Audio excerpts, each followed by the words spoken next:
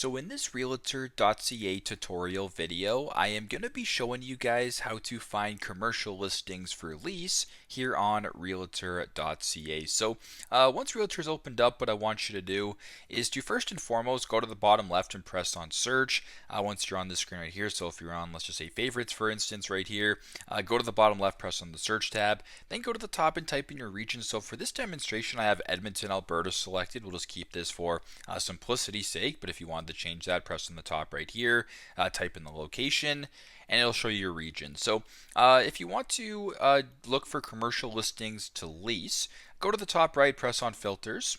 Once you're here, make sure that commercial is selected. So residential should be selected by default, just like this. Make sure that where it's, says commercial right here, press on that. Make sure it's highlighted white. And then where it says for sale, for lease, and sold below it, you guessed it, press on for lease.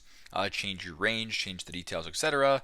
Go to the bottom, press on search, and it'll take a couple seconds here, but once that is done, it'll show you options for lease here in your selected area. So very simple, very straightforward. This is how to find commercial listings for lease on Realtor.ca. Thanks again for watching, and I hope this video helps.